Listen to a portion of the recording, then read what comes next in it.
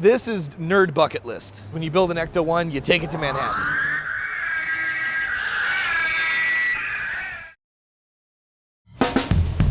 Ecto-1 from Ghostbusters is one of the most iconic vehicles in cinema history.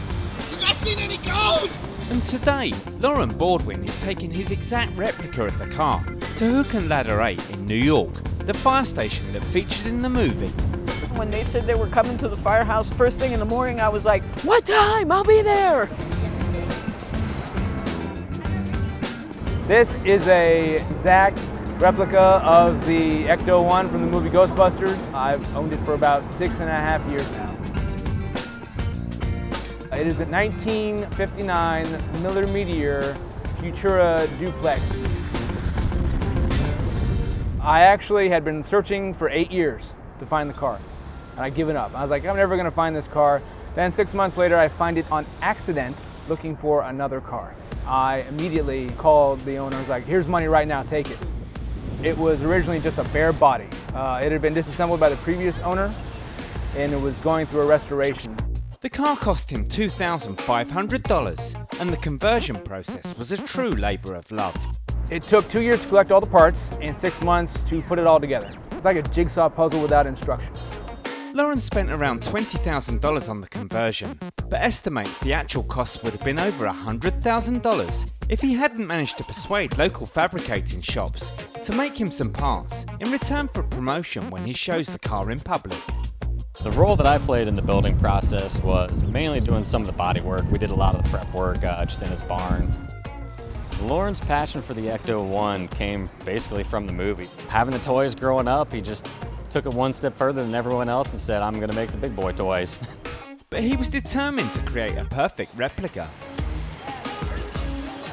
The first time we ever met in person was in Los Angeles with the original car. He was taking down serial numbers, he was taking down the sizes of the gizmos on the inside. His attention to detail is astonishing. The unique features of the car are the lights and sirens. They all work. I have the exact siren that you hear in the movie. Because it's 21 feet long, it's really difficult to see where you are, so that's why I have this 5-panel mirror up here.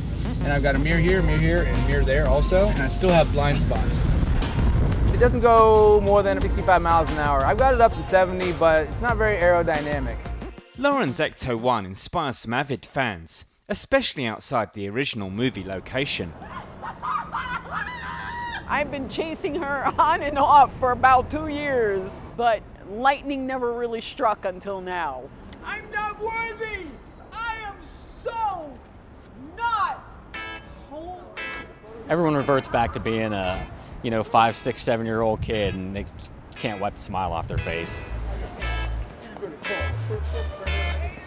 It's actually pretty humorous in the fact that nobody ever sees a car like this before, so just in general people, wig out. They're like, oh my God, the coolest thing ever. Yo, get a picture of No way! Yeah, that, Jimmy, I gotta get Jimmy! Andrew only watched it literally probably about a month or so ago, so it's good to come down and see this. It's a shame it's not here all the time.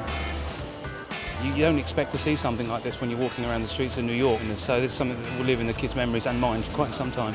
And given the amount of time and money Lauren spent on the car, thankfully it's as popular with his wife as it is with the New York public. We've got a lot of cars, and this one is definitely the pride and joy, and he's put a lot of blood, sweat, and tears into this baby.